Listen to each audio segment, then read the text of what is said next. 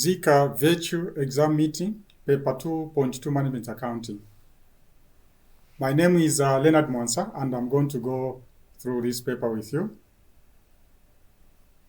I'm going to start by going through the learning outcomes, the competences, the exam verbs used in the exam. Then I'll look at the common mistakes made by candidates in the exams. I'll then go to illustrative questions and a helping guide to those illustrative questions. It is hoped that the discussion on common errors made by most candidates and illustrative questions will greatly contribute to your success and that you are going to enjoy the content. I'll start by going through the competences. The CAS syllabuses are built around competences and learning outcomes. The competences and learning outcomes are illustrated in the student handbook and also repeated in the study text. I'll quickly repeat them here. Competences to be achieved. The CA 2.2 students should be able to, 1, apply costing techniques, which include techniques such as absorption costing, marginal costing, activity-based costing. When we use the word apply, it means that you are most likely to encounter calculations on that competence. Competence number 2 should be able to explain management information and reporting requirements for both public sector and private sector organizations. By management information, we mean simply information that management should use for planning, control, and decision making. And by public sector, we mean the government and the quasi-government organizations such as municipalities. Competence number 3. Students should be able to apply techniques to support decision making. Again, applying here means there will be calculations on decision making, such as make or buy, cost, volume, profit analysis, and so on and so forth.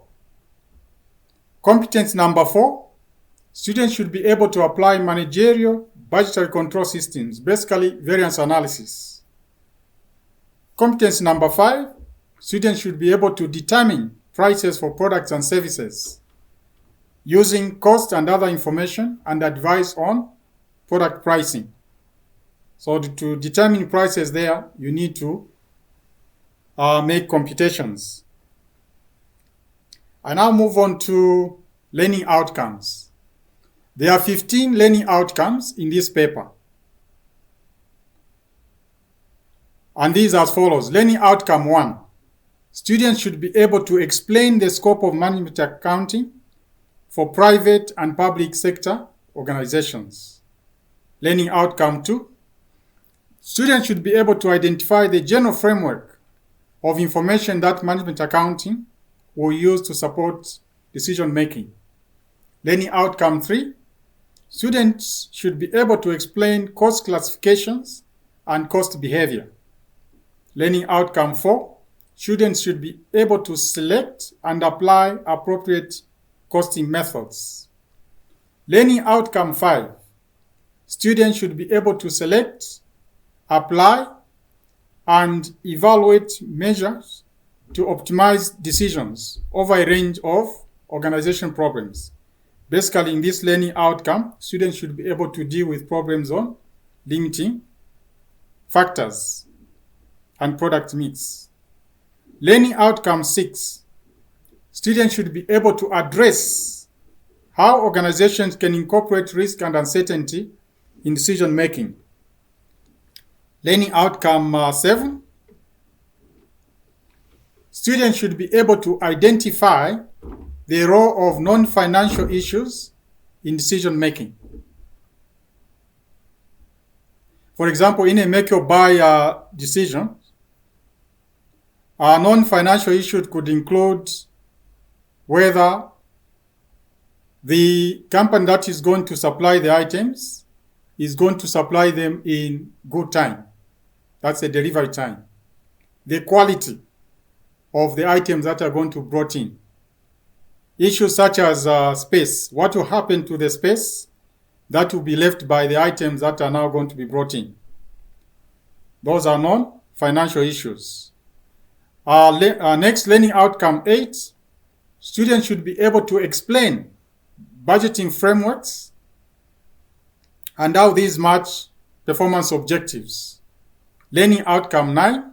Students should be able to describe the budgeting creation process and explain some of the difficulties that may be encountered in this task.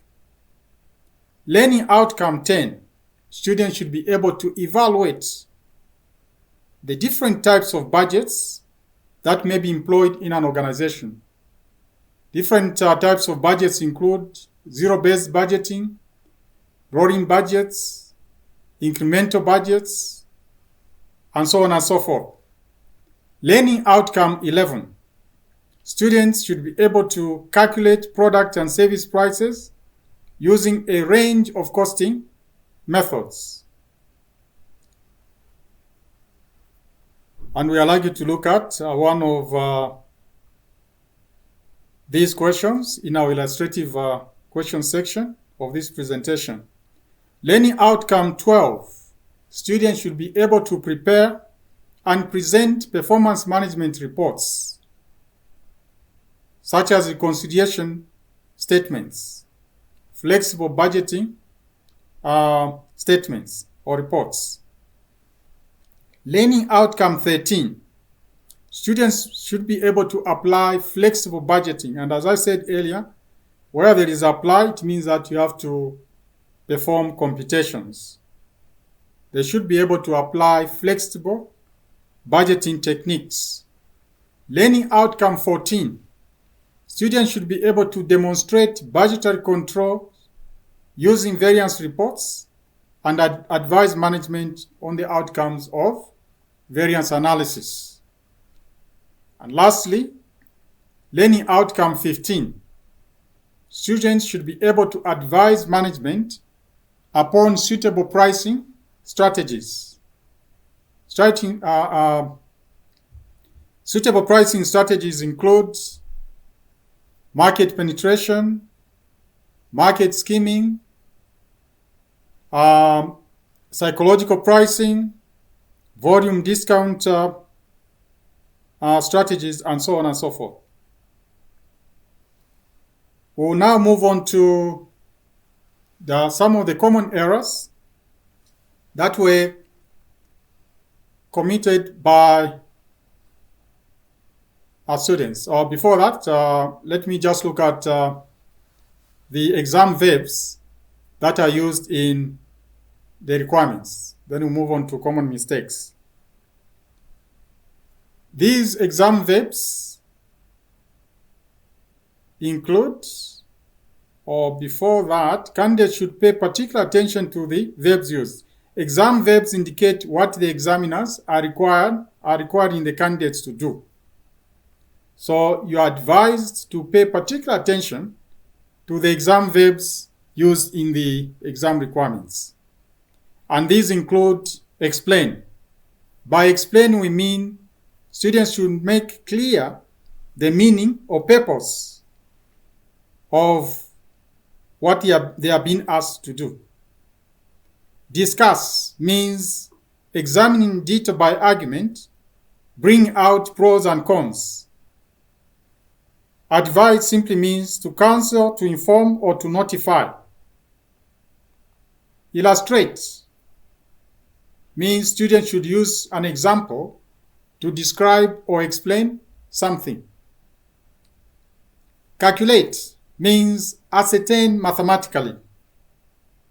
Analyze means examine in detail the structure of. To tabulate means that you should arrange in a table. And to reconcile simply means make or prove consistent or compatible.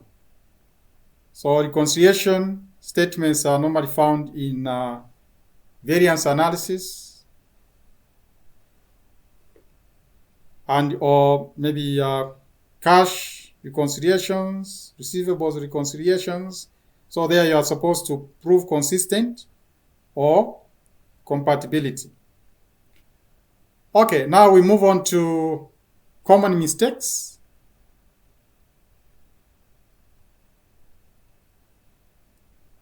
So I'll move to, we'll look at some of the common mistakes that were committed by candidates in the examination sessions of March 2022 to March 2023, and also possible remedies to those mistakes.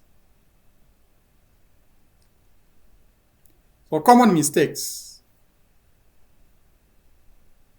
1, not attempting sufficient number of questions.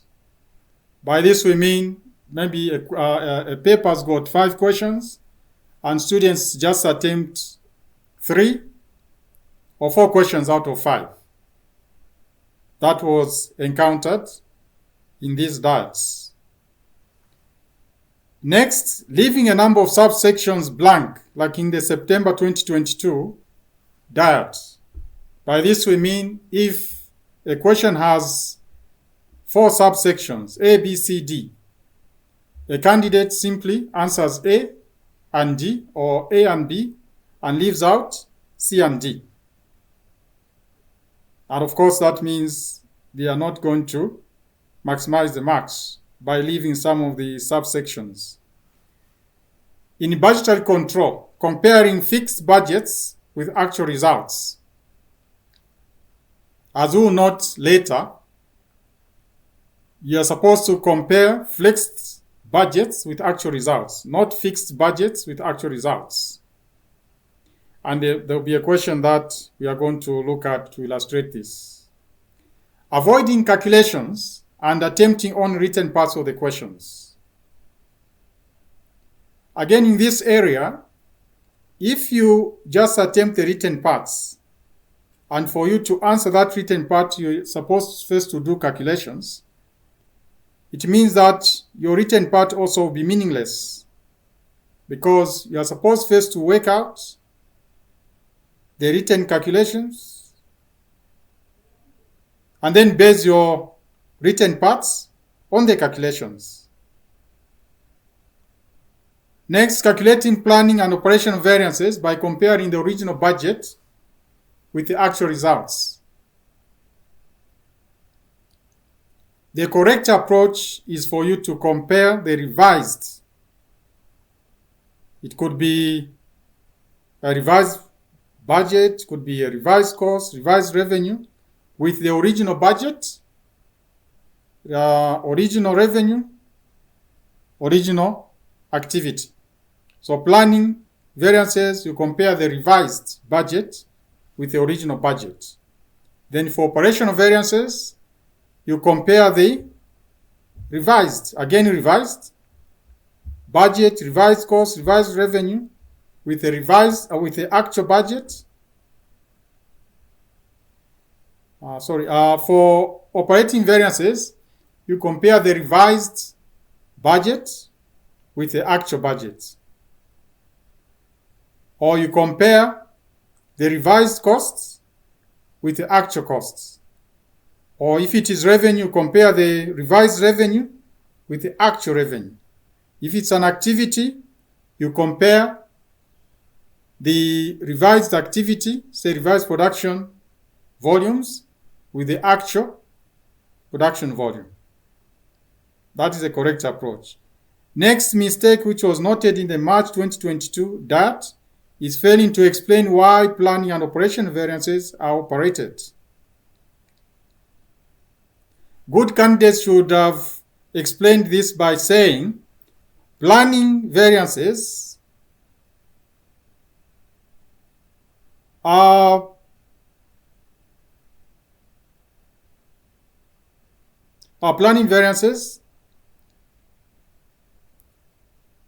establish why the plan was wrong at the planning stage.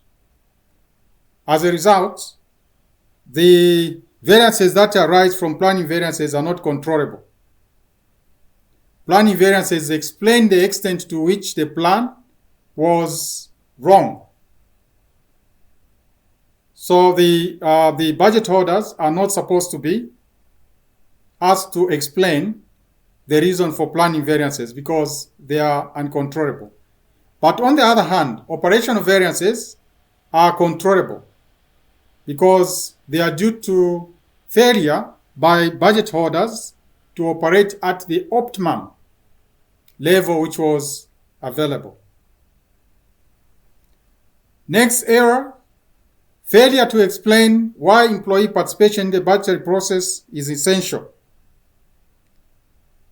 Good candidates should have brought out points like motivation. If you allow employees to participate in the budgetary planning process, they are likely to be motivated, or that they are going to own the budget. Because they participated, they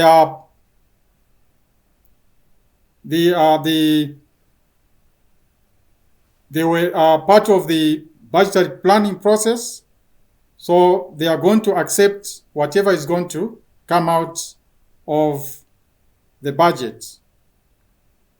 So they are going to own the budget. Next, writing all that a candidate knows about a topic, even if it is worth only 1 mark.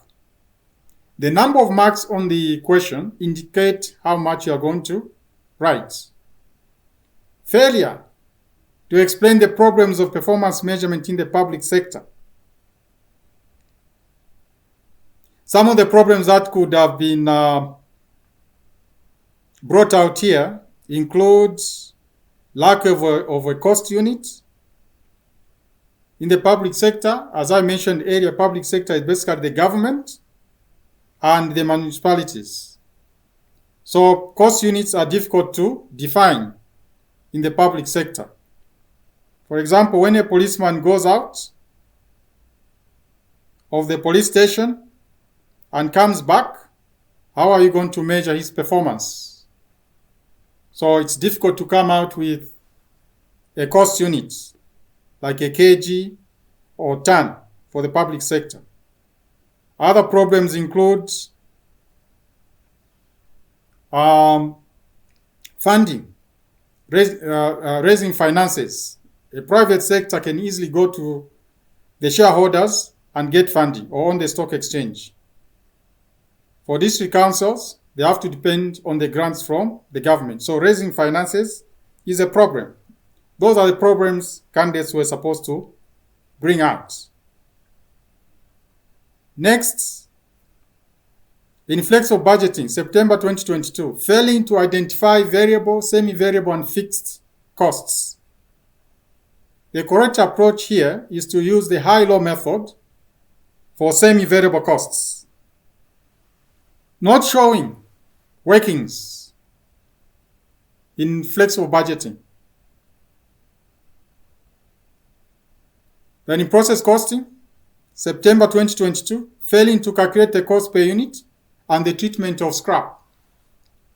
Again, there will be a question that we are going to look at in one of the illustrative questions section, and this point will be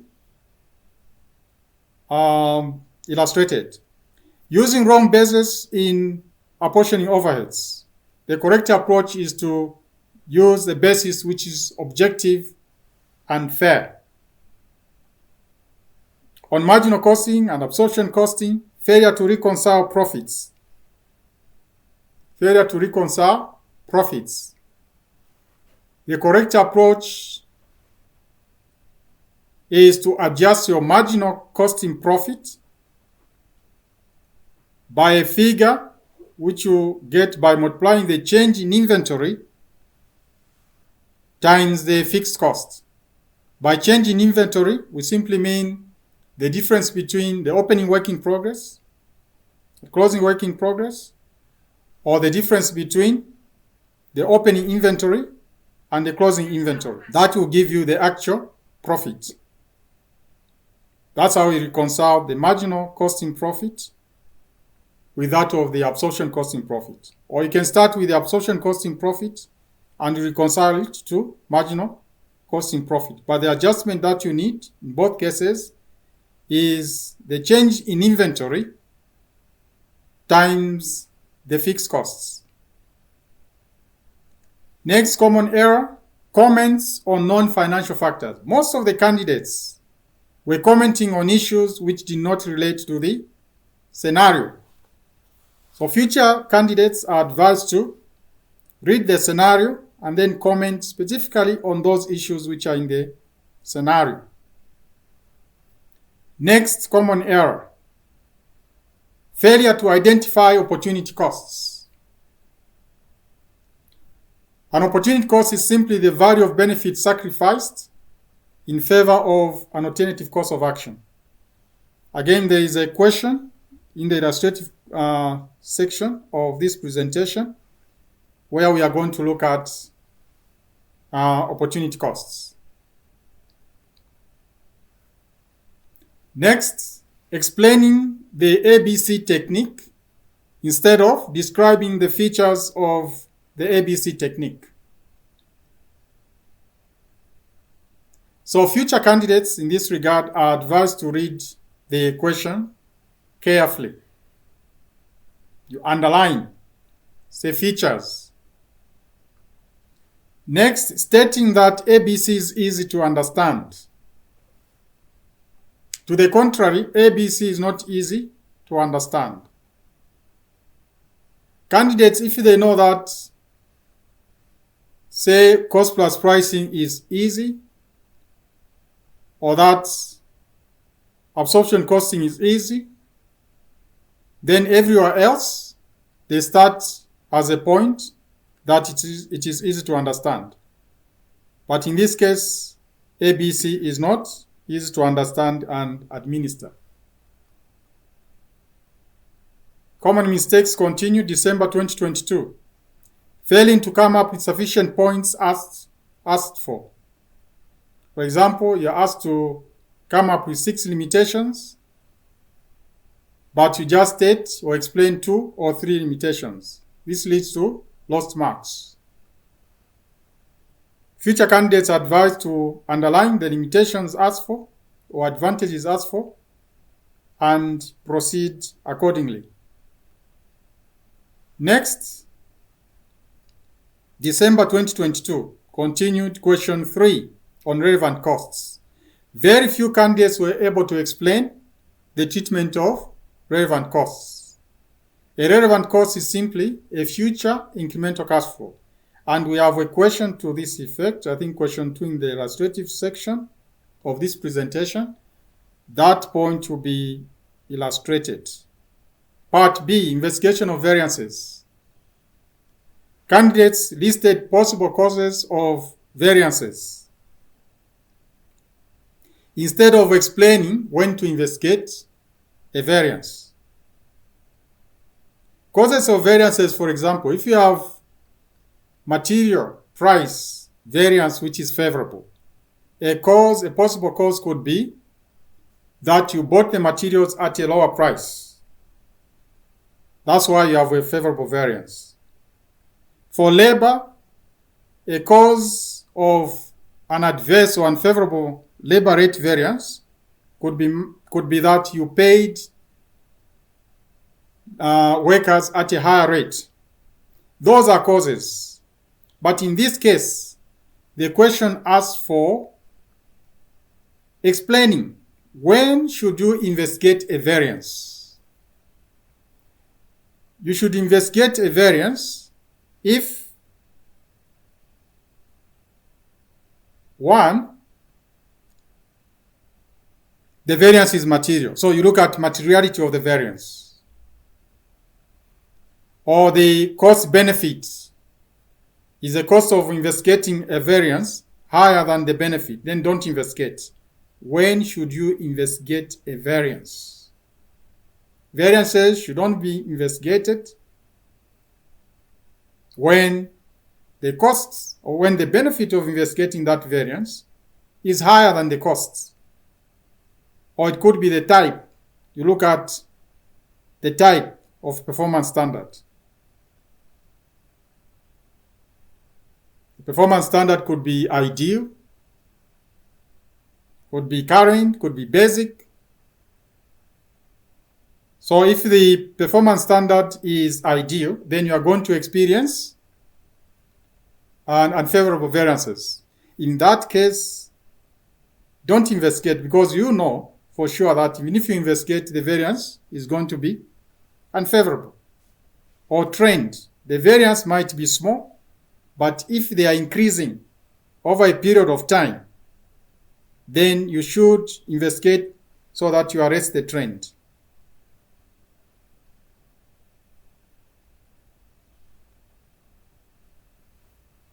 Common mistakes continued, December 2022, question 4. Not preparing statements of equivalent units. Candidates were not preparing statements of equivalent units. They were dividing the process costs by the expected outputs instead of dividing them by the equivalent units. They were placing debits on the credit side and vice versa. They were mixing, putting units and kgs under the values column, e.g. mixing quantities and values together and adding them up. Avoiding part A and attempting only parts B and C, the written parts. Mastering computations without having a detailed knowledge of the theory behind the computations. Future candidates are advised to focus on both the theory as well as the computation aspects of any topic that they cover. Next, common errors, March 2023, examination data. On cash flow forecasts, poorer candidates did not know or use the correct format for cash flows. Again, we have a question on cash flows or cash budget, and the format will be illustrated. March 2023, question 5.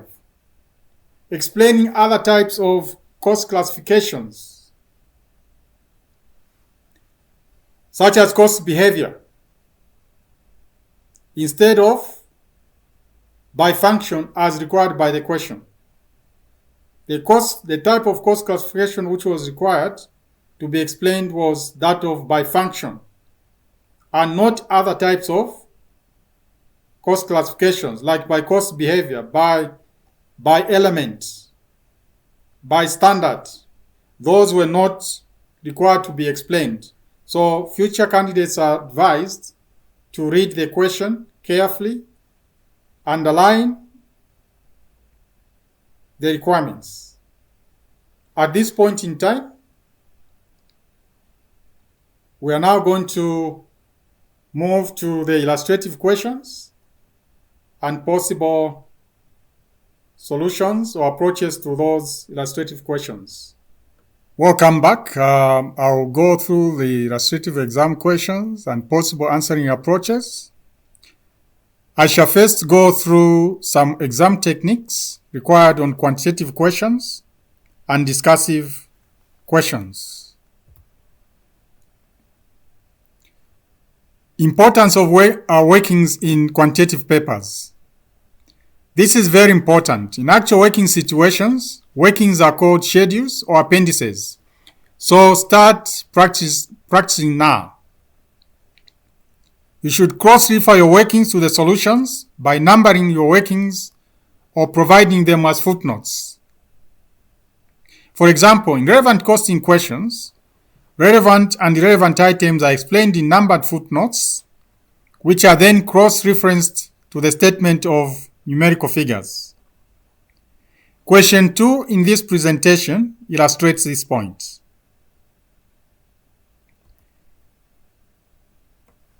Then discussion questions approach. You must plan an essay before you start writing. Your essay should have a structure, that is a brief introduction, a main section, and a conclusion. Don't waste time by restating the question at the beginning of your essay. Use subheadings and numbered sentences if they help to show the structure of your answer. Next, illustrative questions and answer guides. We shall now go through 5 questions. A question from section A of your paper, CA 2.2, which is compulsory and it is worth 40 marks. Then we'll also look at 4 other questions in section B worth 20 marks. Remember to apply the exam techniques that we have just gone through. Question 1. Question 1 is from the September 2022 DAT, and it's a compulsory question for 40 marks. I may read through very quickly in the interest of time, so I advise our candidates to download this question from the Zika website so that they can follow the guide that I'm going to give. The question, Luangwa Bicycles Limited, or in short LB Limited, manufactures bicycles whose output level varies from month to month. No inventory is held. LB Limited's finance department prepares monthly management accounts used for performance evaluation. Budgets for different monthly output levels are given below, together with actual figures for December 2021. So we have the budget there. Let me get my pointer. We have a budget, the output in bicycles, budget 15,000, 20,000, 30,000. Then the last column is the actual. The last column, everything is actual there. So we have 3 budgets, 15,000, 20,000, 30,000. Then sales revenues we have sales revenues there, 7,500 in thousands, or 7,500,000. Otherwise in thousands, 7,500, 10,000, 15,000, actual revenue, 15,000. Then we have direct materials, direct labor, indirect materials, and profits. Next page, requirements. In A, you are required to prepare a flexed budget for the month December 2021, 10 marks. You can see that I've shaded or put in bold the exam verb there, prepare, and flexed budget. Part B, calculate, is exam verb. So you're supposed to calculate the revenue, calculate the costs and profit variances for December 2021 using the actual figures given and the flexed budget you have prepared. In C, to explain, again in bold there, that is the exam verb, explain the meaning of the terms fixed budget and flexible budget, and that I've highlighted and underlined for you, and the importance, meaning that if you don't deal with the statement there after the and, you lose some of the marks out of 7 there. Because those 7 marks are for explaining fixed budget, flexible budget, and also the importance of basing variance calculations on flexible budgeting. So some marks are allocated, some marks out of 7 are allocated to the importance of basing variance calculations on flexible budgeting principles. So take note of this. D is about process costing. Remember, this is a long question. It's for 40 marks, and it has 5 subparts. So D is about process costing, and it says A division of LB Limited uses process costing to manufacture lubricating oil for bicycles. The following details relate to process 1 for the month of December 2021. Inputs into the manufacturing process in thousands of kwacha there. Raw materials, 7,500. Direct labor, 1,500. Indirect labor, 406. Indirect materials, 1126. Of course, in thousands. Then you have additional information. The output from the process was 70,000 kgs. Again, I've highlighted for you output there so that you know what you are going to credit to the account. The output is always credited to the process account. And this was 70,000 kgs. Again, I highlighted for you. The manufacturing process normally causes losses of about 10% of input.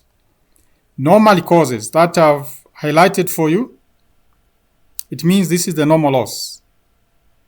So even yourselves, when you are reading through the requirements, try to underline critical words in the requirement, like normally causes. So that is the normal loss. And the normal loss is 10% of input. Again, I have highlighted for you input there. 10% of the input. 70%, that's the output, and had highlighted for you.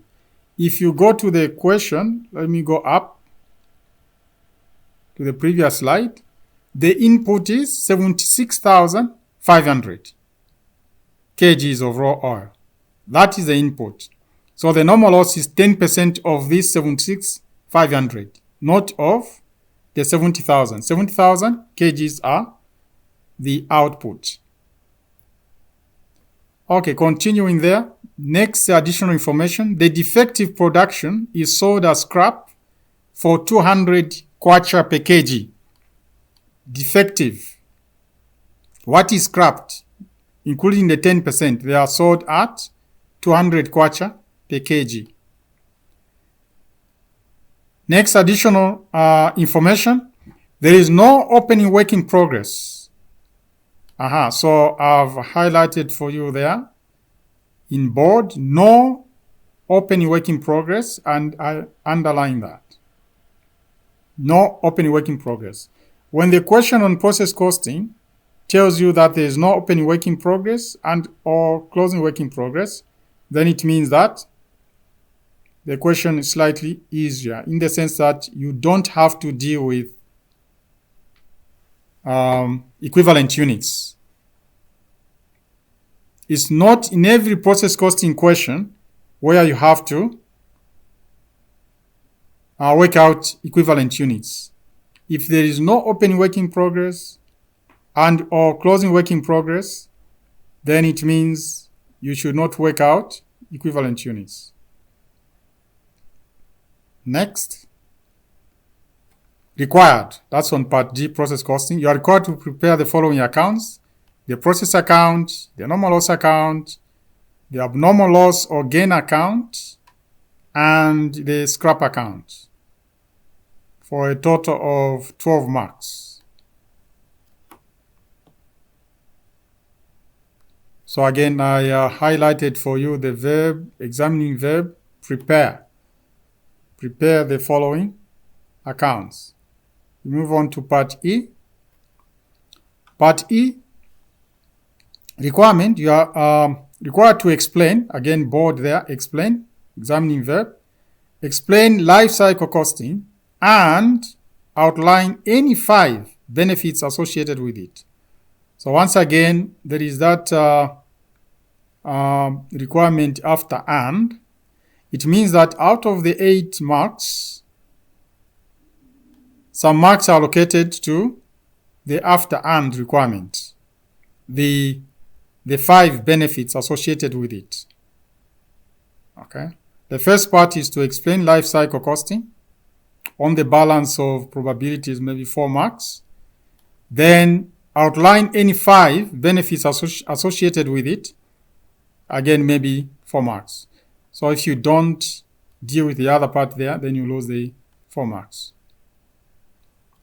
Okay, so that is the question. Now we go to the answer plan. Answer plan, we'll start by doing the workings. Because the requirement, I just take you up there. The requirement for the first part is prepare a flexed budget for the month of December 2021. Flex budget. To prepare a flex budget, you need to work out the variable cost per unit or selling price per unit, and you flex those. Then for the fixed costs, the rule is you don't flex fixed costs. So we start by working out the selling price per unit and the variable cost per unit, material costs per unit, labor per unit, and so on and so forth. If they are variable overheads per unit, also you work them out. So if we go back to the question, and with my pointer there, how I'm going to work out the sales revenues per unit, you divide the budgeted sales revenue by the output. Okay, so in thousands there, 7,500 divided by 15. 10,000 divided by 20. 15,000 divided by 30. Okay, and you get the selling price per unit, which is likely to be 500. It is constant at all the levels of the budgets there or output. Direct materials. The direct material cost per unit is calculated by, that's the budgeted direct material cost per unit, is calculated by dividing 4,500 by 15. Why am I not dividing 4,500 by 15,000? It's because the direct materials are already in thousands. So I just divide by 15. 4,500 divided by 15 should be something like 300.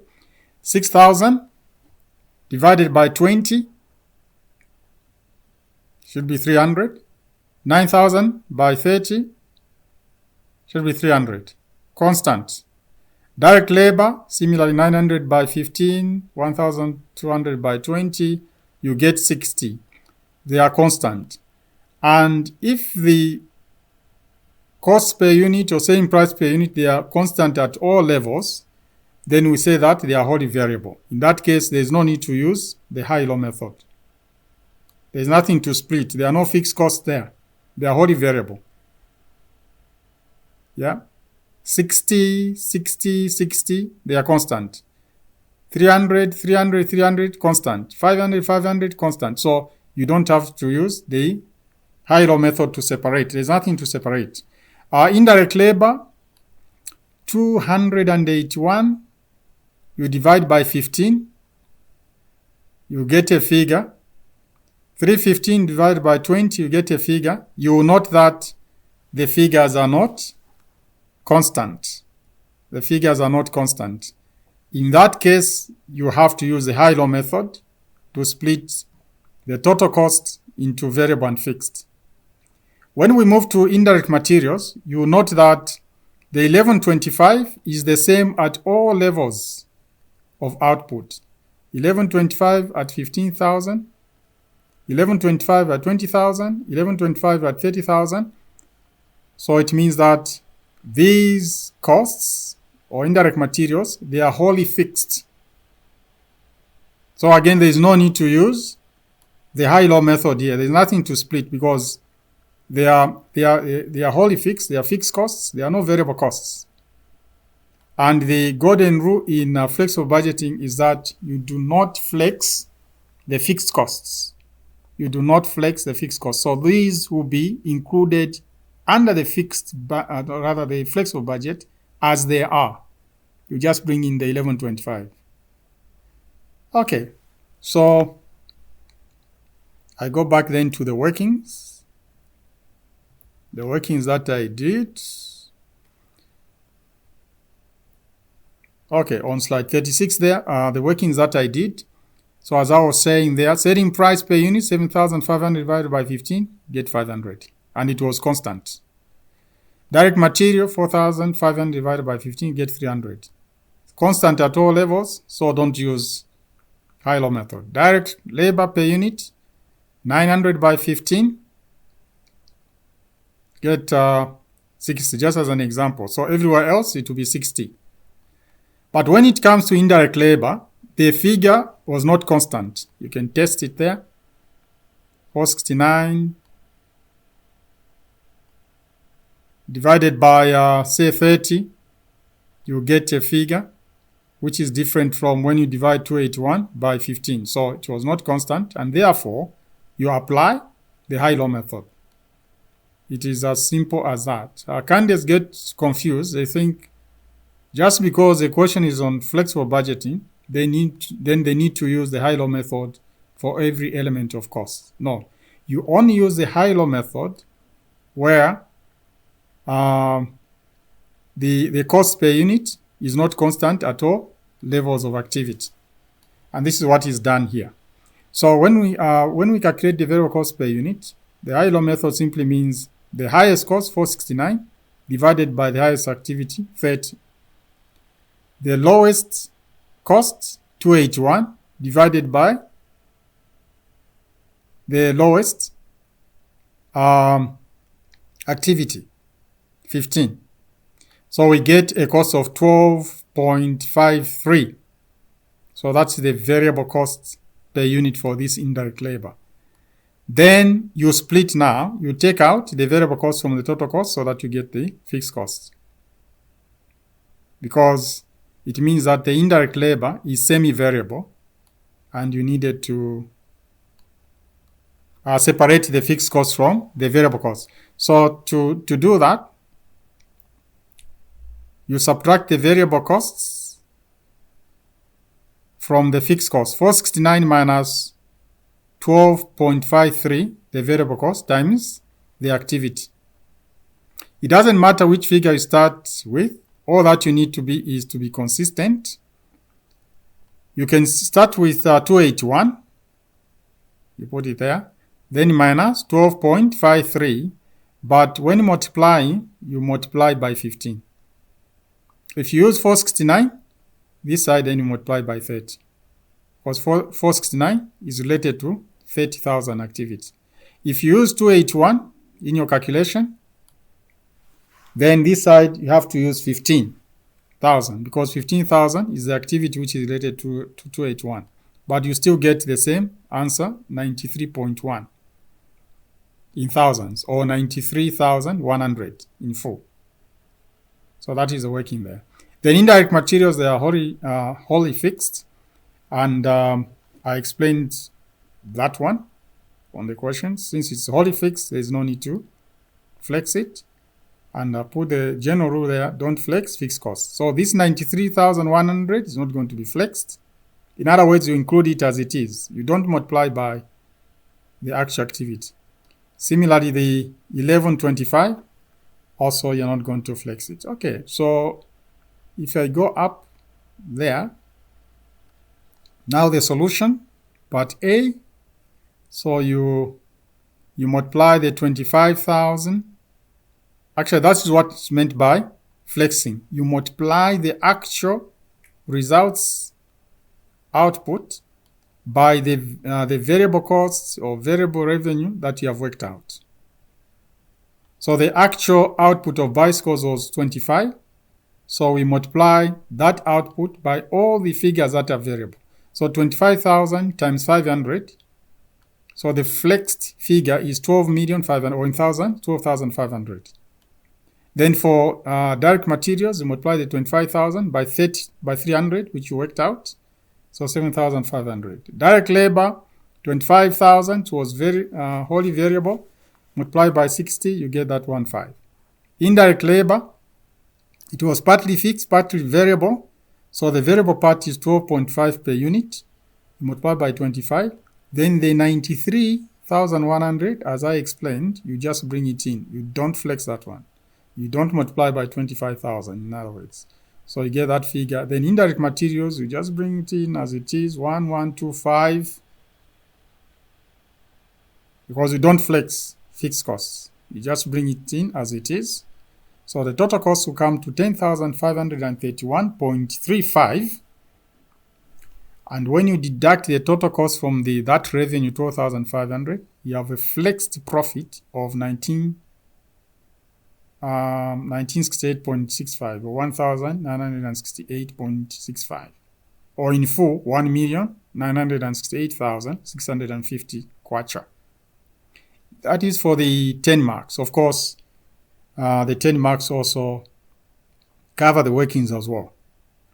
Okay, there are some marks that are, or we can say maybe 6 marks here on the final question and 4 marks on the workings which were done down there.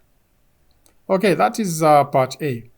Then in part B, I go back to the requirement. Part B requires you to calculate the revenue, costs, and profit variances for December 2021 using the actual figures given and the flexed budget you have prepared. The flexed budget you have prepared is the one there in part A, which we have just done. And then you bring in the actual figures and find the differences. Okay. So when we go to part B, all that we are supposed to do, I take you to this table. So the flexed budget, this is part A. This is the flexed budget, the 12,507.50,15,406.35, 1125, and that profit there. Then the actual results, you just get them from the question paper, and you get marks for copying down. Okay, there might not be as many as for the flexible budget column, but you still get marks from this one. Let me check how many marks were allocated. That will be about 3. There are not many. There are only 3 marks were allocated because it's easy.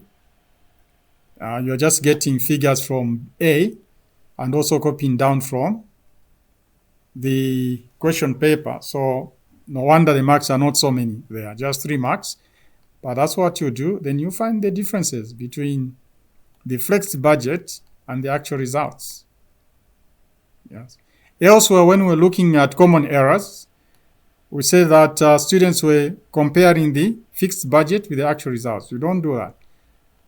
You compare the flexed budget with the actual results, and this is demonstrated here. So there you are, 12,500 minus 15, you get that favorable variance there, and so on. You find the differences, and this is how it should have been done. As part B, we go to part C, which is on process costing, I think. No. Part C is on explaining the terms fixed budget and flexible budget. A fixed budget is simply a budget which is based on one activity level and generally not intended to change. Generally not intended to change, but it doesn't mean that it cannot be revised. The fixed budget is a budget which is prepared at one activity level only, whereas a flexible budget is a budget which is prepared at more than one activity level. Just like we had 15, 20, 30 at more than one activity level. That's a flexible budget. Then the other part of this question asks you to explain the importance of basing variances on flexible budgets, flexible budget terms. And the answer which should have been put down is that 1, it compares like with like. So by basing variances on flexible budget terms, you are comparing like with like. And 2, by so doing, you come up with more meaningful variances because you are comparing like with like. That is how you should have answered that part C.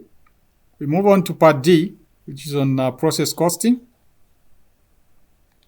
We move on to part D1, which is on process costing.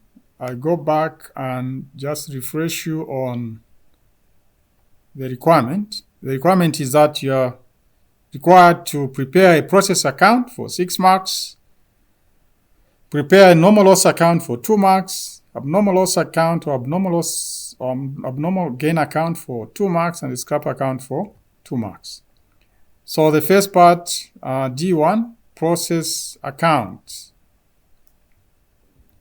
Process account. Let me lead you by, so the question there, you had those figures, materials, 7,500, okay, in thousands, that's 7 million, or in thousands, just as 7,500. Direct labor, 1,500. Indirect labor, indirect materials, you debit them to the process account. So this is process 1. Debit them to the process account. What is normally encountered is some candidates, you find that they are crediting some of these figures and debiting others. In process costing, all the elements of costs, material, labor, and overheads, they are debited to the process account. You get it that way. They are debited to the process account. Okay. The only elements which are credited to the process account are the normal loss account and the output. Again, don't debit the output to the process account. Don't debit the normal loss to the process account. Always credit the normal loss to the process account. Credit the output to the process account. Always credit the abnormal loss to the process account.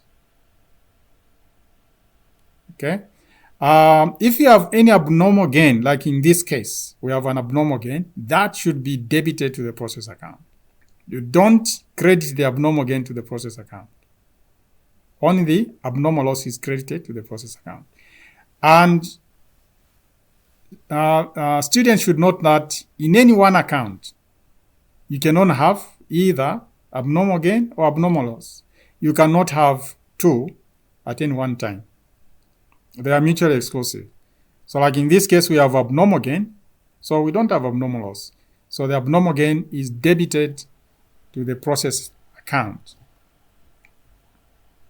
Okay, so you take the elements of the costs, materials, labor, and overheads, you debit. Then the next point is to value the output. Or let me start with the normal loss. The normal loss there, you need to value it. The question said normal loss is 10% of input. So you work 10% on this 76.5 times 10% gives you 7.65. So the normal loss in kgs was 7.65. Then the question told us that defective output, normal loss, is sold at 200 kwacha per kg. So you multiply this 7.65. I've done that working there. 7.65 times 200 gives you 1,530. All figures are in thousands. So 1,530. Or in full, 1,530,000.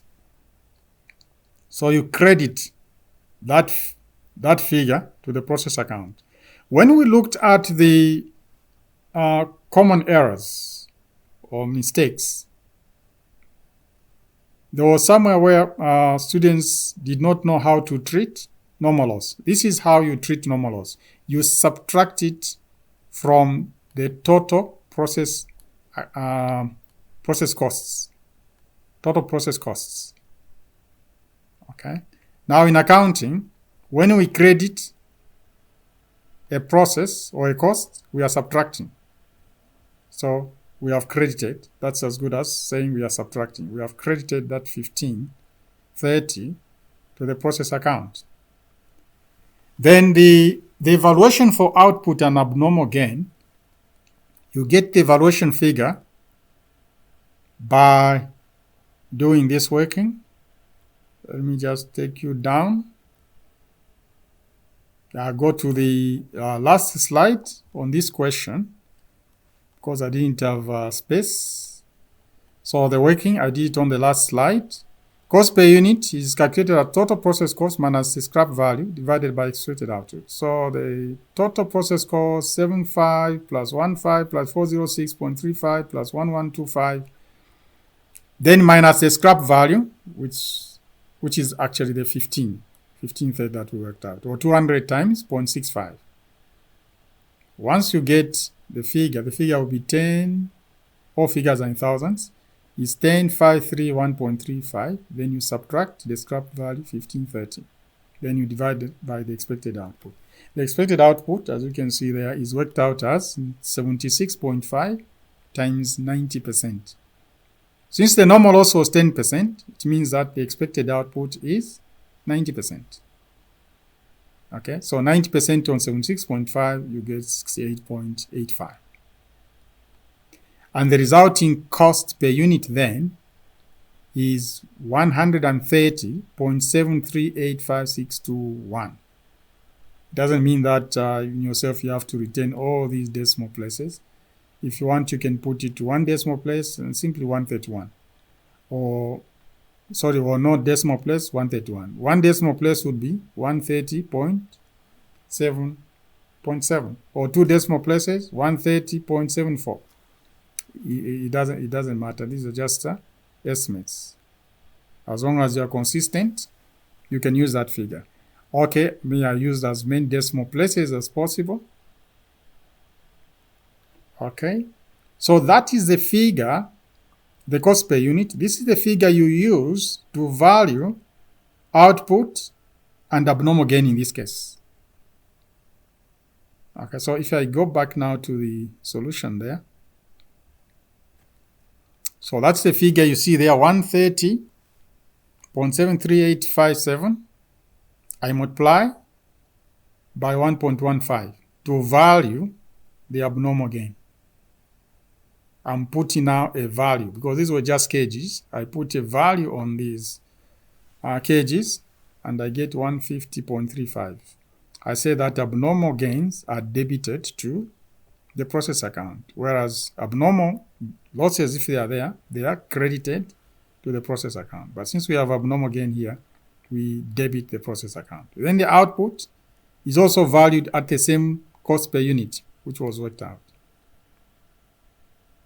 So the reason for working out the process cost per unit is for you to value the output as well as any abnormal gain and abnormal loss. Okay, so when we do that, 70 times that figure, we get 9151.7. And the process account now is full. We just add up the figures and the account balances. So that is the 6 marks for that question. Then the next part, D2, was on preparing the normal loss account. So I've got these accounts, normal loss, that's the title there, normal loss. Then the process account, the figures, you just do the double entry. If you go back to the first part, the process account, then normal loss is credited to this account, and the debit, the other leg, is found in the normal loss account. As you know, in accounting, the description on an account tells you where the other leg is. So in the process account, we are saying normal loss, and it's a credit. So the debit will be found on the normal loss account. So similarly, that's what we have there. So also the description, when you are in the normal loss account, it will say process account. So it's telling you that in the process account, that's why you are going to find the 7.65 kg and the 1530. Okay, then this normal loss is sold at 200 kwacha, and I've done that working again, although it was done also on the process account. 7.65 times 200. You sell that 200 kgs and you get one, so that account balances. That was for 2 marks. Abnormal gain, the accounting entry, if you go to the process account, is debited there with 1.15, then 150, So the debit is here, and the credit will be on the abnormal gain account. So you see it there on the credit side. Okay. Then now this abnormal gain is then sold notionally at 200. Yeah, notional, that's in name on your by notion. Really, if you gain, so you're not going to sell that. Yeah. So notionally, yeah, you sell that, and that is what you realize, 230. Then the difference between these two figures is the income, which will go to your profit and loss or income statement of comprehensive income. I didn't have enough space for me to say all that in statement of comprehensive income, so I've just put income there. That is where this 79.65 is going. So credit 79.65, then the other leg will be in the income statement, debit, and the account balances. Similarly, on the scrap account for 2 marks, the normal loss, we said this was going to the normal loss account, coming from the normal loss account, 1530. It's a credit there, and the debit to the scrap account. Then the abnormal gain, we got the abnormal gain. It was mentioned in scrap account, the 230, debit there and credit here. Then the difference between the two figures is what goes to the cash account or bank account, and it balances there. So that's what we are supposed to do on that part D2. No, let me say part D and for all the areas, normal loss, abnormal gain, and scrap account. Then we go to the last part, which is part E. It's on life cycle costing, but let me just refresh you by going back to the requirement. The requirement says, explain life cycle costing and outline any 5 benefits associated with it. So start by explaining life cycle costing before you deal with the benefits. So the definition for life cycle costing is that it's the profiling of a product. It could be a product or it could be equipment. The profiling of a product's cost or equipment's cost over its entire life. In other words, from design to withdrawal. From design to withdrawal. So from design means you have design costs, you have research and development costs. Then you launch the product on the market. There will be costs that you are going to incur, selling and distribution, production costs, and so on, up to the time it is withdrawn from the market. If it's a product which requires, like mining, which requires making good the environment, then those are withdrawal costs. Okay.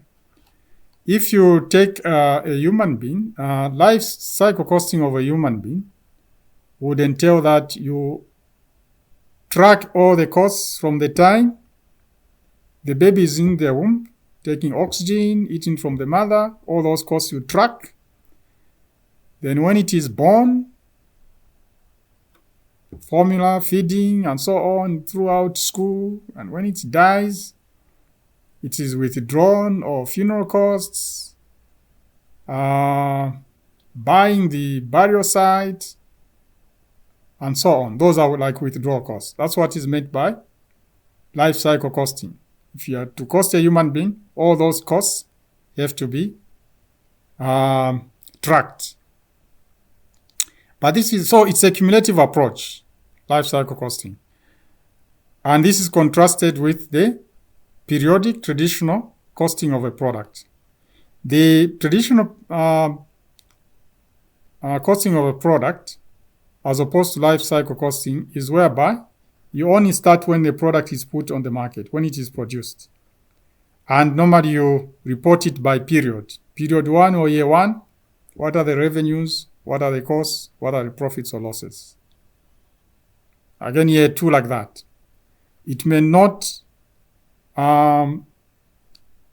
take account of the withdrawal costs Once it's removed from the market, it's not going to take into account the withdrawal cost, just like it's not going to take into account the cost before the product was put on the market.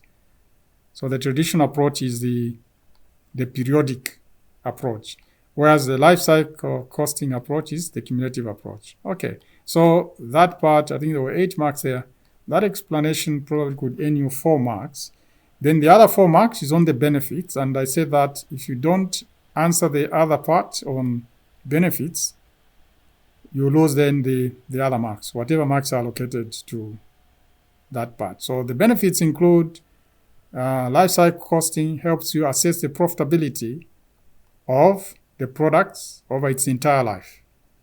In other words, whether the product is going to be profitable over its entire life. And secondly, to help you with product abandonment. For example, cumulatively, you find that in year 3, even year 4, it's going to be a total failure. So you abandon it before you go even to years 3, 4, 5, 6. And it encourages long-term thinking because you are thinking about, for example, what you are going to incur to make good the environment, to remove nuclear waste, and so on. Okay, maybe that's for the last part, maybe for 5 or so 4 marks on the balance of probabilities there. 4 marks. And that is what was required on question 1. So once again, as you note, try to underline the requirements to ensure that you answer every aspect that is required. Okay. We'll now move on to question 2. We'll move on to question 2, which is in section B. It's as good as us now moving to section B of paper CA 2.2. We'll move on to section B, question 2. Okay.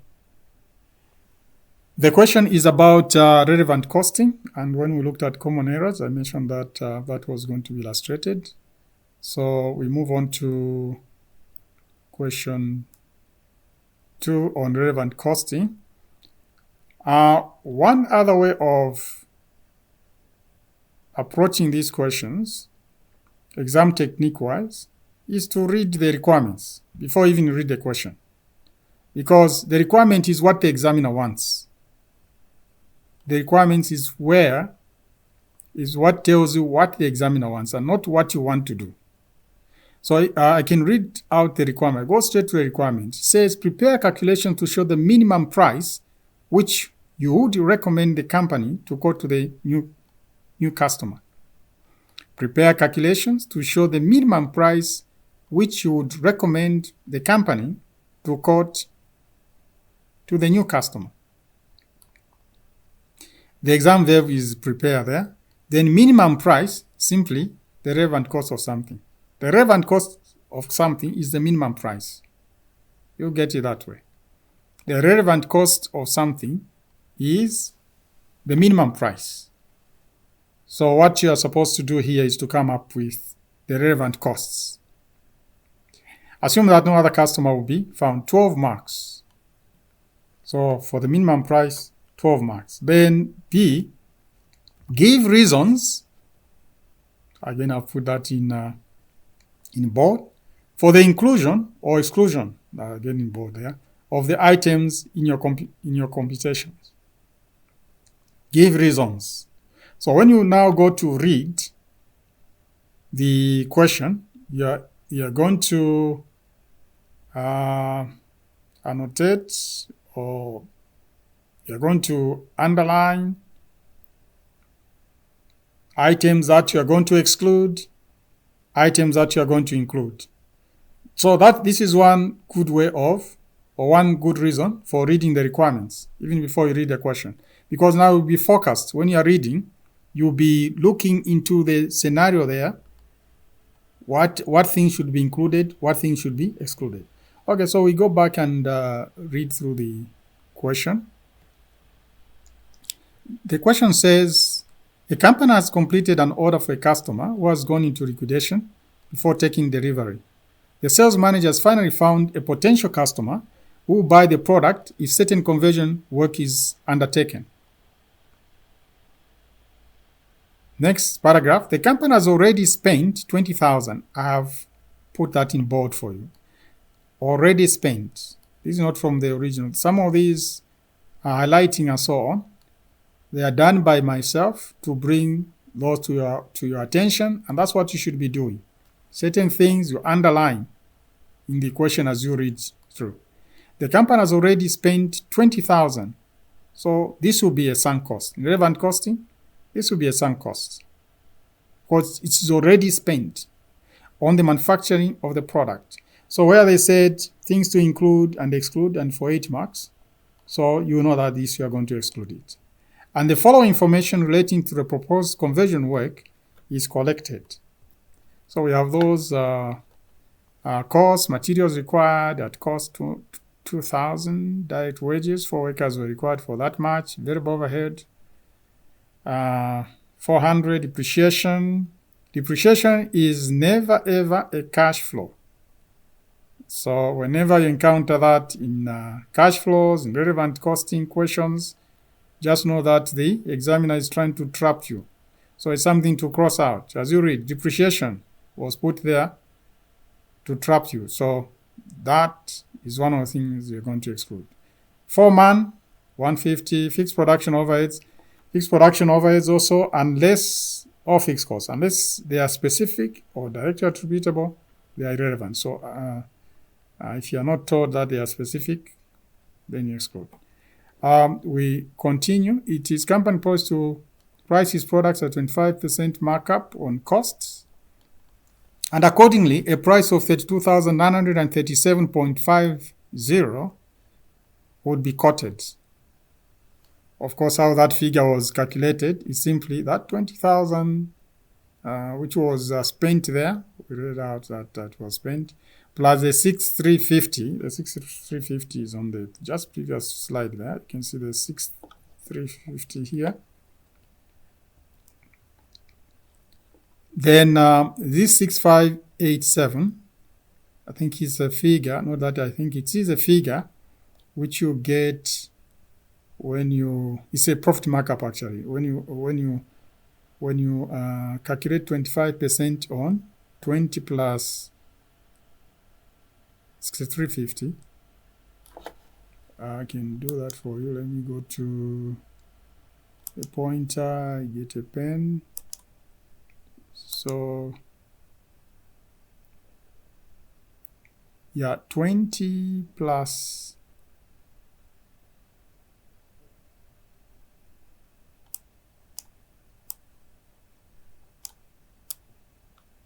20,000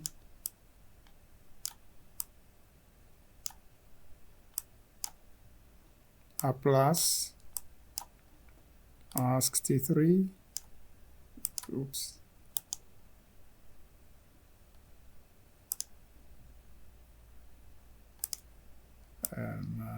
Yeah.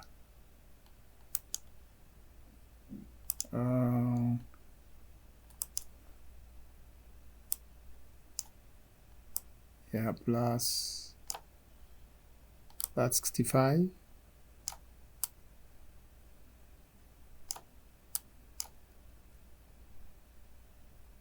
No.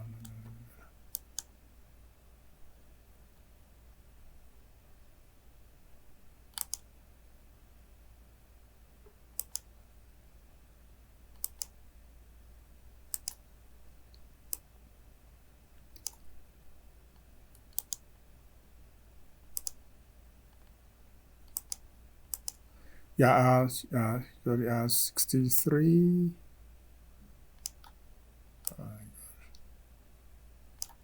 It's not coming out. So that should be something like 26. 26, 350. I may not work it out. I'm working it out here, but I may not give a full answer there. 26,350 times 25%. I think that should be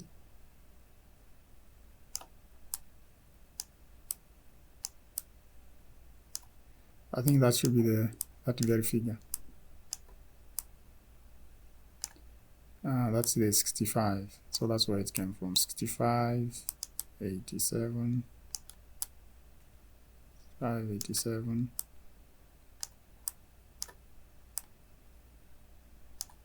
.5. Okay, for me just to be, let me use my calculator on the phone just to be sure. Yeah, so it's 20,000. Just I can do everything now on the phone. 20,000 plus 6350. Sorry, that is 26,350. Then times 0.225. Yes, that is the 65. 87.5. So that's where that figure came from. So when you add up those figures, that's why they're saying the selling price then will be 32. Let me get my pointer.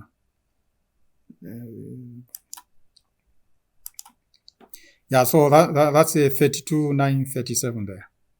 Okay, then we have the notes. The materials which are to be used on the conversion are in inventory. The materials could be used in the production of another good in place of material that the company would otherwise have to buy at a cost of 4,000. Now, relevant cost of materials is one of the not so easy to decide. You need a framework on this because materials can be in inventory, they are not inventory. Or do they have a scrap value? They don't have a scrap value, so you need all those. But in this one, they are saying the materials are in inventory. So they may have a scrap value. That information is not there. All that they are saying is that these materials which are in inventory, they are going to be used elsewhere. They are required elsewhere. Which means that if you use these materials, then you have to buy them at 4,000. So the relevant cost then is the 4,000 itself. Okay.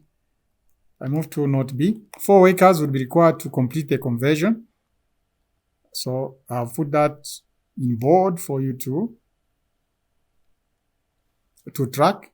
They would be taken from a department which is currently working at well below full capacity. And that is what is important there. I'll put that in bold and underline below. So if workers are working below capacity, then the cost is not relevant.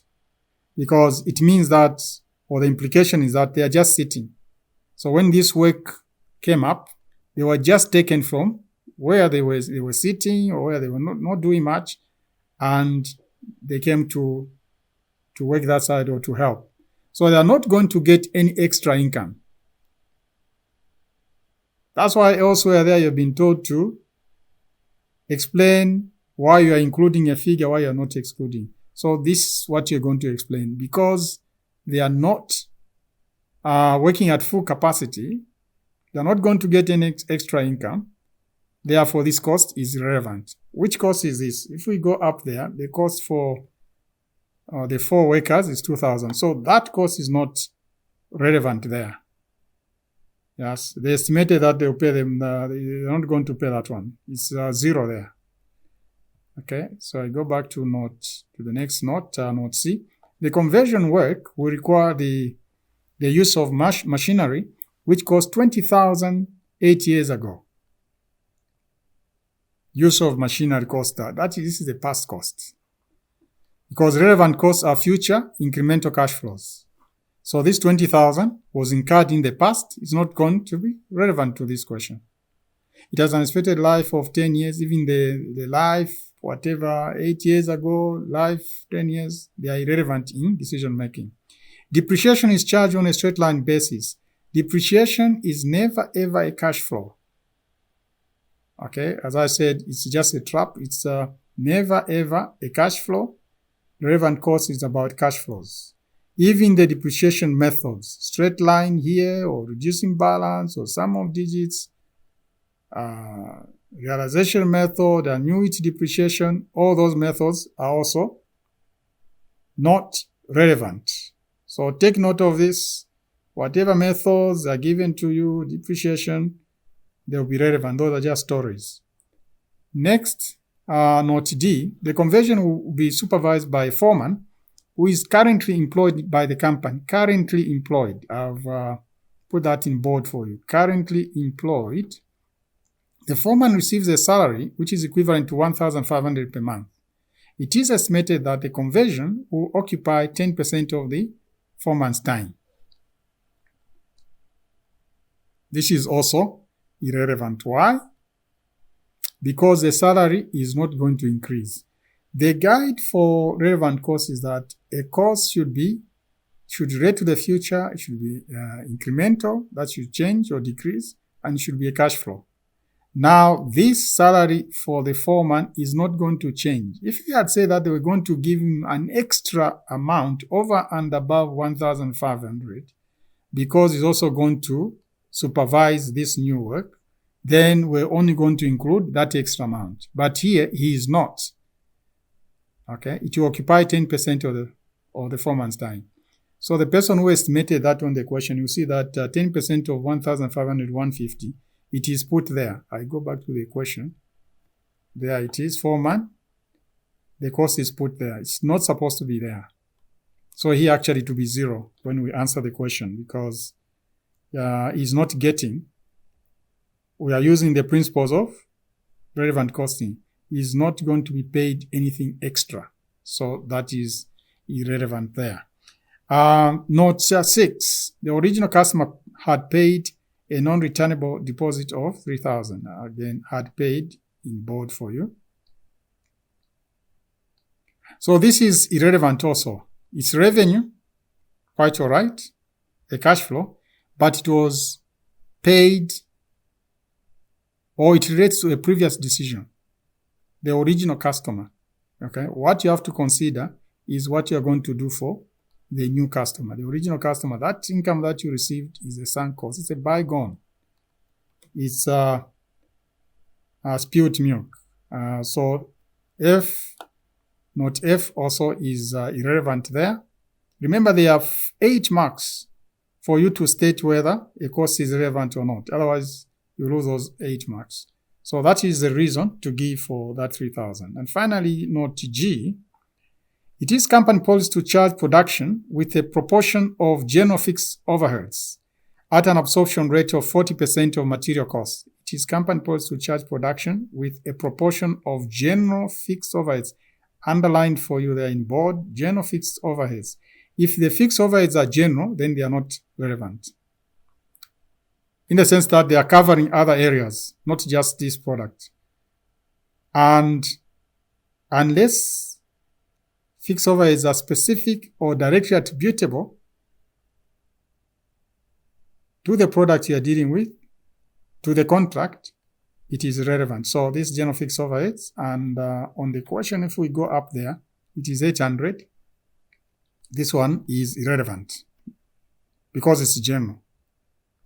It is relevant. And at an absorption rate of 40%, the absorption rates are cost accounting concepts. They have nothing to do with cash flows. Okay, so yeah, the last note actually is H. Says, in its existing condition, the product will be sold for scrap, earning revenue of 1,000. This is relevant in the sense that this is a future cash flow. It's money which would come in if we did not proceed with the product. So what it's going to be is, it's going to be in a form of opportunity costs. Because we are proceeding with this project, with this product, in its existing condition, the product could be sold for scrap. So if you sell it like that without bringing in another customer, you're going to earn revenue of 1,000. Now, because you're proceeding to do it for another customer, you're not going to get this 1,000. So this is now an opportunity cost. You are sacrificing this 1,000 for the job, for the continuation of the production of this product. So this will be a cost. You put this cost under the estimates that you are doing for the new customer. It is what is called an opportunity cost. An opportunity cost is the value of benefit sacrificed in favor of an alternative course of action. The alternative course of action is for you to do it for another customer. So you have sacrificed this 1,000. This money is not coming as a result of you continuing. So that will be a cost, and it will be in the form of opportunity cost. So you are going to put that as opportunity cost. Once again, required, prepare calculation to show the minimum price. Minimum price is relevant costs. And give reasons for the inclusion or exclusion of items in your computations. 8 marks.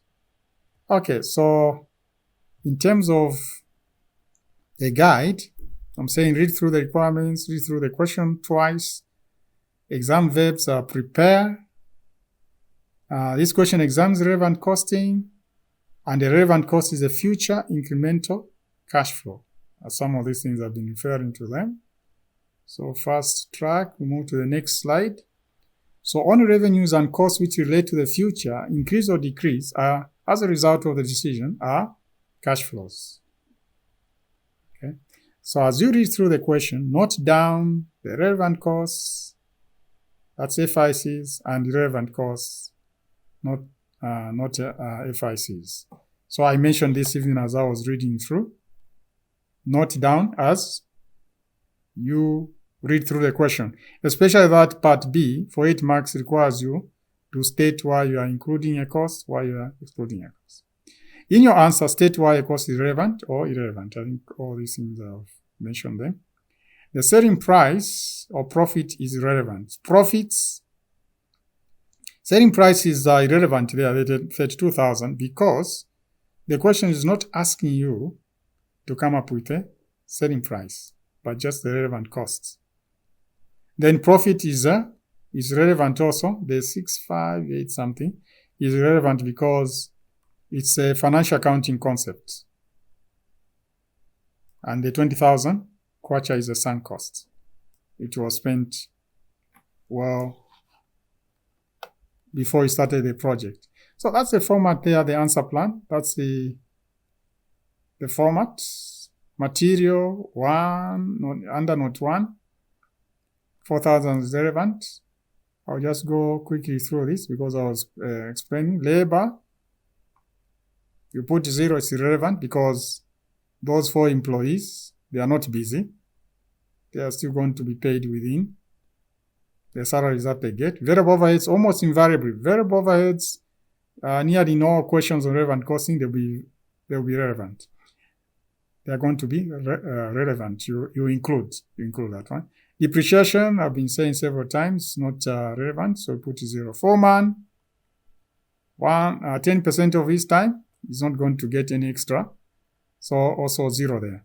Fixed overheads, we said they're not specific, 0. Opportunity costs, the scrap value, yes, the 1,000, you put it there. So the relevant cost or the minimum price is 5,400. That was the answer for those 12 marks. But for part B, where you have to state whether the question is relevant, then the note is relevant or not. So materials. Note that what I'm doing here, I state whether it's relevant or not, then why it is relevant or not. Yeah, so whether you produce 2 pages or 1 page, at least those 2 pages or 1 page should be saying so, that material is relevant because it's a replacement cost. Then 2,000 is relevant, the reason is sunk costs. The 2,000 is the amount at which they bought those materials a long time ago. So that is relevant, and the reason why it is relevant is that it's a sunk cost. We move to labor. I think this I explained, labor, and it is 0 there. It is relevant. The reason is that it's not increasing, it's not incremental. Variable overhead is relevant because it's incremental. Depreciation is irrelevant. Reason, it's not a cash flow. And depreciation is never ever a cash flow. And the English word is being used as it should be when we say never. So there's no where you can say under this assumption, depreciation is relevant. It's never ever a cash flow. Foreman wages is relevant Reason, it's not incremental. His salary will not change. I've been talking about this. Next, fixed overheads. These are irrelevant. The reason is that they are not incremental. They are general, they are not specific or directly attributable. 7, scrap. It is relevant. Reason, it's an opportunity cost. So we go through question 3. This question is in your CA 2.2 revision kit as well. It's on cash budgets. The only thing I did was to change the name of the question or the company to Bugatti Limited, but otherwise I don't know what name it is, but I changed it to Bugatti Limited. Okay, otherwise everything else is as it is in your revision kit. So you're not going to get it from the website because it's not a past question, but check it out in your revision kit. Once again, I can go to the requirements. So that you get focused, because the requirements is what the examiner wants. You are required to prepare you are required to prepare a cash budget for B Limited, that's Bugatti Limited, in respect of the 6 months commencing 1st July 20x4. So it means that even your cash budget will start from July. And they said 6 months. I've put that in bold for you. 6 months. So you're going to have 6 columns, and they will start as July, going all the way to December. Then in B, B Limited has constructed a cash budget for the forthcoming year, which shows a negative cash balance for 4 consecutive months. 4 consecutive months. Suggest 2 ways by which the company may overcome this situation. This one is like a bookish question or requirement. You can even answer without reading through the question. All that you should know is that in cash budgeting, if you have an overdraft, negative cash balance means an overdraft. What do you do to overcome overdrafts? One of them, and they just said two ways, and for 2 marks. On the balance, that's 1 mark each. One reason could be you delay the payment. Or if it is equipment, you delay the purchase of equipment, you delay a supplier as payment to overcome that. Okay? So you can answer B even without answering part A. Okay, so then I go back to the question. The question says the accountant of Bugatti Limited or B Limited, a retail organization, has gathered information about the likely activities of the company for the remainder of the calendar year. This is summarized below. So we have months there from May to December, then sales in thousands of kwacha from 250 to 280. Next. B Limited buys its inventory 1 month before it expects to sell to customers. Suppliers allow B Limited 2 months credit. Okay, so that is important, and I've underlined that for you or put in bold. So whenever you buy materials from those suppliers, you're only going to pay 2 months after. The company has a policy by which it sells its inventory at a markup of 100%. B Limited allows its customers 2 months credit. 2 months credit. Again, put that in bold for you. Yeah. This is like underlining. It's not that like when you go to the kit, you're going to find these things put in bold, underlined, and so on. I'm doing that for you so that you also follow the same when you are reading through questions. You underline certain critical areas in the question, like 2 months credit, meaning these customers are only going to pay us after 2 months. For example, if I go back to the question there, let me just go back. It's actually the previous slide. We sold 250,000 worth of goods in May. So these customers are only going to pay us in July. That's what it means. Okay, because we allow them 2 months. So they are not going to pay in May, they're not going to pay in June, they'll pay in July. So 250 would be under July in the cash budget. Then 270 would be under August in the cash budget. What we sold in July there would be under September, like that. So in cash budgeting, you follow what the question is saying, what the policy of that company is. Say, not necessarily what you read somewhere in another cash budgeting question. You follow what the question is saying. Next, expenses incurred by the firm are fairly consistent and will total approximately 93,000 kwacha per month. This includes wages and salaries of 68,000 and an allowance for depreciation. Depreciation, we said, is not a cash flow. Whether in relevant costing questions or cash budgets, it's not a cash flow. So again, this is a trap. So you cross it out. You're not going to include that 7,000. Where appropriate, expenses are paid during the month in which they are incurred. And this makes things easier for you. They are paid in the month in which they are incurred. So you don't have to stagger. Like for customers, we say that it's 2 months after you sell to them. That's when you're going to receive. Okay. But for expenses, these are paid in the very month in which they are incurred. So you just put in July, August, September, up to December, you put. Okay. Now here, you need to, and the expenses are 93. You will subtract 68 for wages and salaries. Also subtract 7 because it's not required. It's a non-cash flow. Then you are going to remain with 18. So this 18 now is, they didn't tell us, they have not specified what it is for. All that we can say is it's an expense, so we'll just put it under other expenses.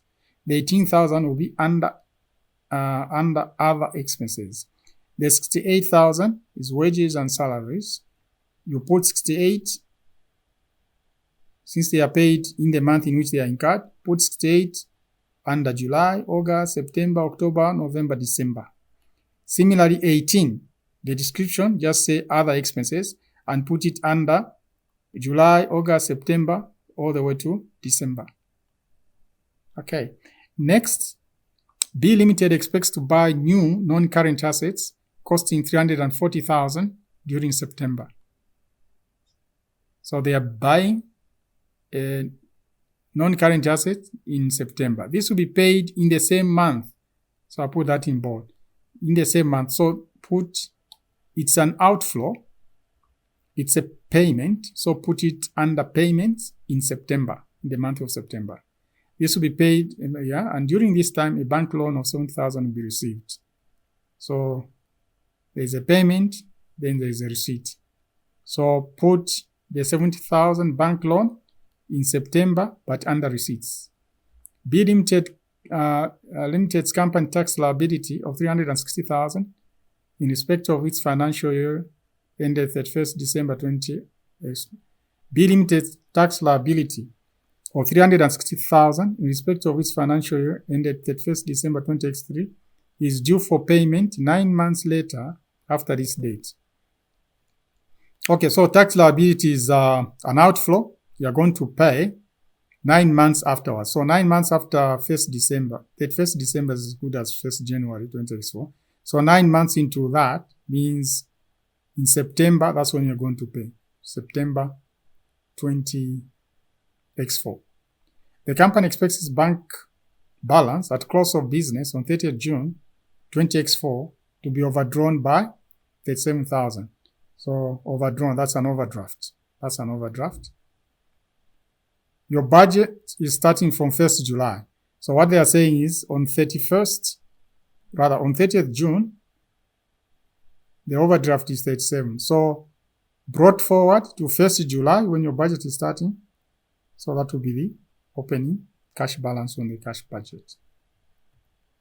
Okay, so once again, I read through the requirement, prepare a cash budget. In terms of guides to the solution, read the requirements carefully. Exam verbs are prepare, suggest. Part A is about cash flow budget preparation. you need to always provide workings. Take note of the 6 months period. Cash budgets, and indeed any budgeting questions in general, are time consuming, so be methodical and steady. In part B, this requires a suggestion of how you would overcome a 4-month continuous deficit. You can answer part B without doing part A, so easy 2 marks. Answer plan set out the cash budget in columnar format, the 6 columns, the rows for receipts and payments, then another row for receipts less payments, another row for opening cash balance, and the last row is closing cash balance. So that's the answer plan. Then continue with the answer plan. Slot in figures which do not require workings like bank loan, wages and salaries, other expenses, non-current assets, opening cash balance, and tax. I was explaining this even as I went through. Those do not require any adjustment. Calculate receivables and payables as per the company policies. Here, for receivables, don't have to calculate. You just say like if you sold in May, they will pay in July. Okay, but for payables, you have to work out. Exclude depreciation. It's never cash flow. Okay, cash budget is just about cash flows. Then in part B, possible remedies for deficit. Only 2 are needed. One, you can say delay non-current assets payments and supplier payments. If you want, you can even quote the figure. I think non-current assets was 340. Delay the payment of that. And also tax. The taxman may not allow you to, but maybe suppliers, you can delay them. Okay, so that's how your cash budget will look like. Slotting all those figures, loan, the guide has been given, the expenses, 1818, wages, like that, they were paid monthly, non-current assets, 340, tax liability, like that. Then you have receipts less payments, plus opening cash balance. Like for July, the receipts less payments, 250 minus 221 is 29. Then the overdraft coming is 37. So your closing cash balance will be 8. Then you take the 8 to August as opening cash balance. Then work out the receipts less payment is 270 minus 241, and so on and so forth. Okay. Right, then we move on to question 4. We move on to question 4, which is about the requirement in question 4 is about advantages and disadvantages of marginal cost plus pricing and total cost plus pricing. Then in B,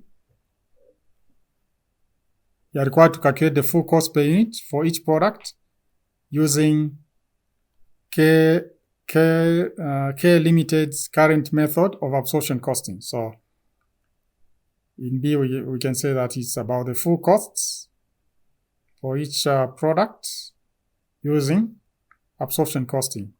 Then in C, it's again full cost per unit, but using activity-based costing. Okay. So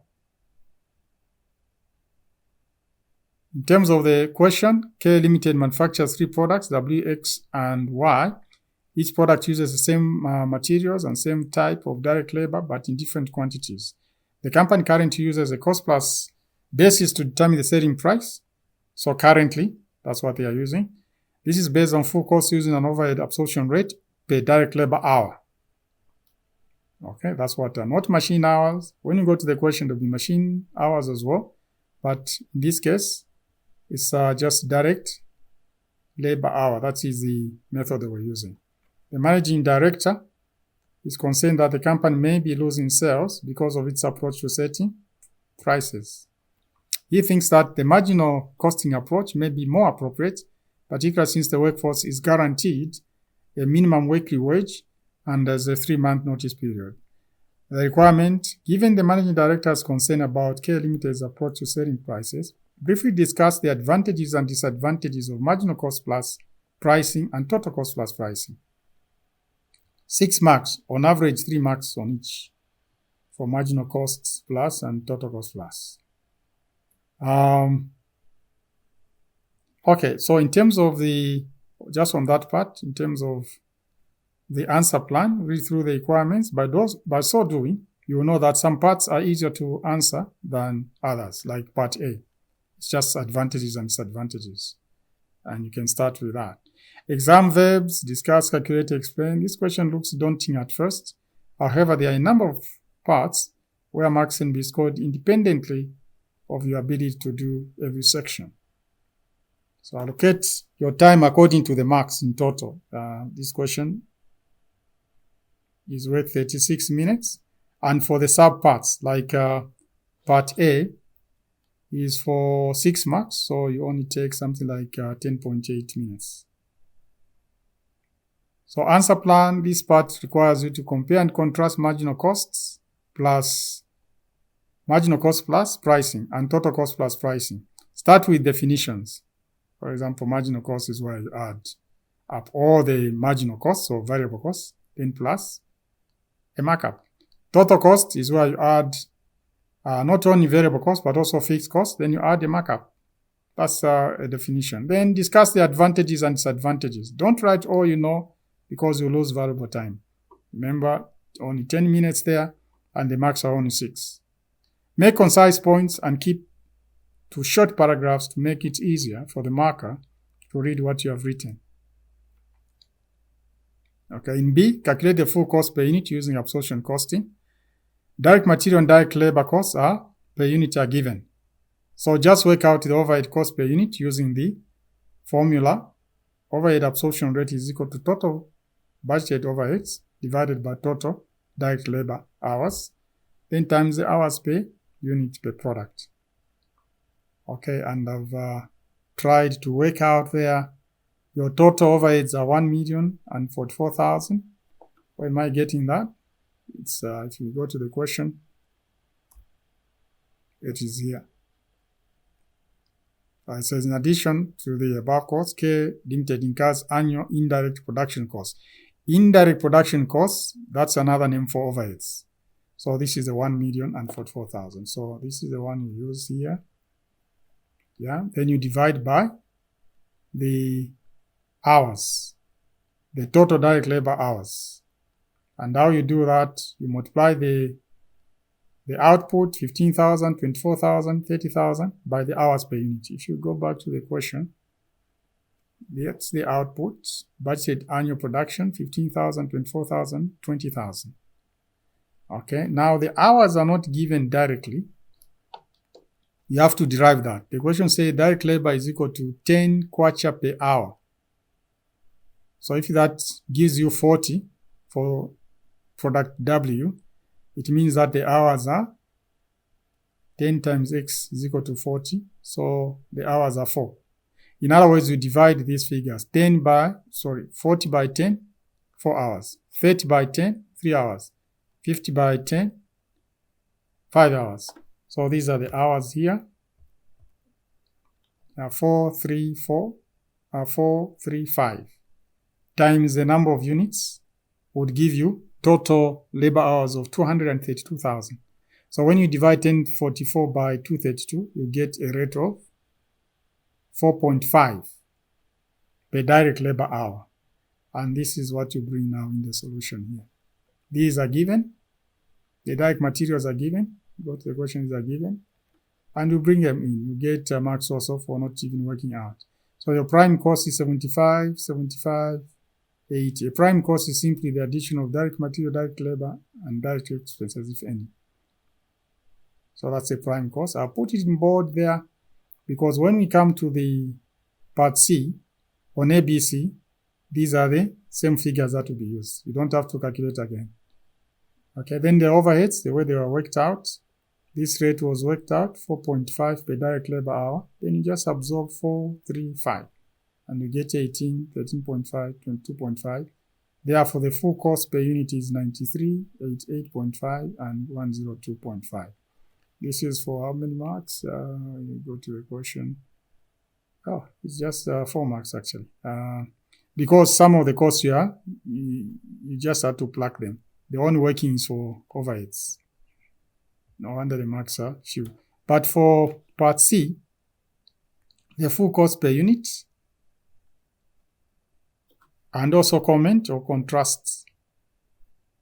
Okay, so when we go to part C, I'm saying calculate the full cost per unit using activity-based costing. Prime cost is always the same under absorption costing and ABC. So just bring the same prime cost figures from part B. A quick approach for allocating overheads will be to allocate overheads directly. That's work on a total basis, on the basis of drivers, rather than calculating the cost per driver, the way it is in the kit. Myself, I've approached it by working on a total basis, and it is shorter. So I work out the total batches which were required for the output that they budgeted. Those will be the total batches. Direct material orders, 400 in total, and the individual ones, 180 plus 120 plus 180 plus 100, that's 400. For machine hours, you work them out, 75 plus 192 plus 407. Then you just share. So share the overheads, 220, 100, 400, 324. These are the ones that add up to 1,044,000. So share them in those ratios. Yeah, 220, 220 shared in the ratio 120 to 180 to 100. You get those costs. Setups in that ratio. Where are these ratios coming from? Here. 30, 60, 20. 120, 180, 100. 75, 192, 140. Okay, so these are the ratios. And you just share these costs to these products in these ratios. Then you get those totals per product. But because the question requires you to calculate a cost per unit, convert these overheads in total to per unit by dividing by the production units. So 227 divided by 15, 15.15. 495 divided by 24, you get that cost per unit. Then add to the prime cost, that gives you 90.3, 95.62, and 96.10. This is about plus the comments. This is for 10 marks.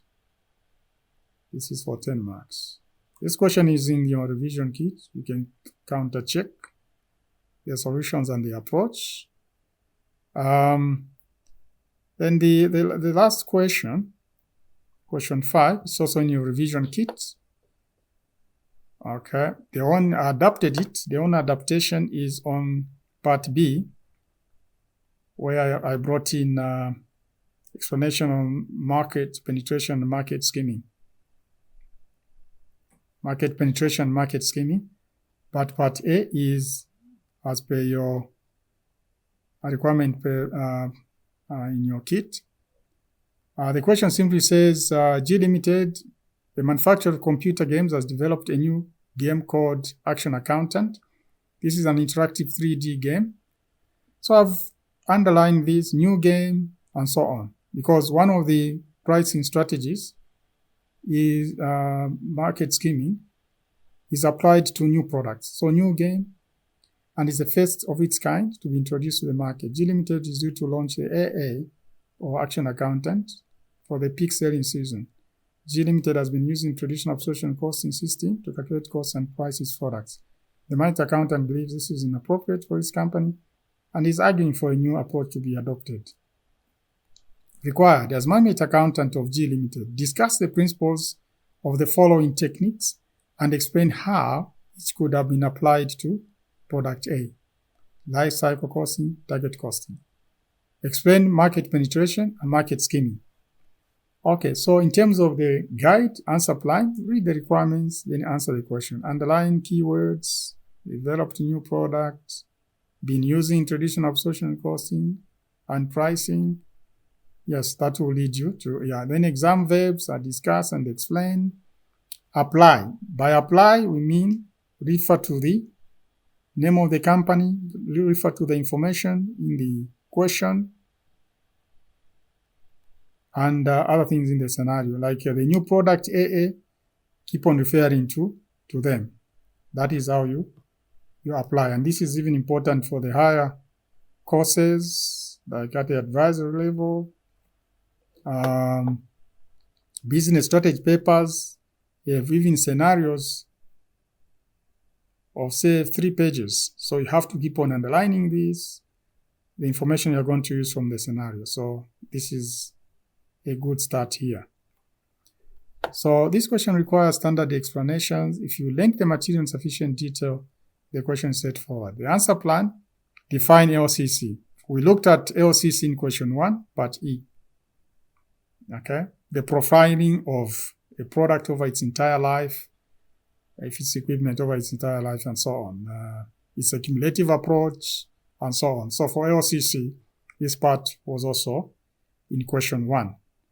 And also you can contrast it to traditional costing, which is periodic. So again, this was that. Then apply LCC to product A. But they will be starting with design costs. They will track design costs, research and development costs. When it's on the market, they're also going to track those costs from introduction, growth, maturity, decline, and then the withdrawal costs. Okay, so not much to say here because even in question 1, we went in detail about that. A target costing, define target costing, simply a Japanese technique, cost reduction technique. Differentiate target pricing with target costing. Target pricing starts from costs from the top, then ends up with the selling price. That is target pricing. Then target costing is the opposite, starts from the selling price and ends up with a cost.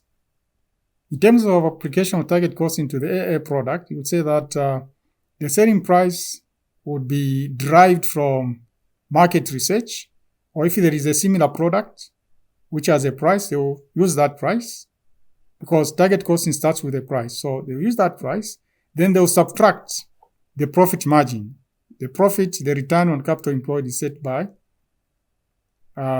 management in their strategic formulation, the return that they want from the product. So then you are going to subtract that return or profit from the selling price and then end up with a cost.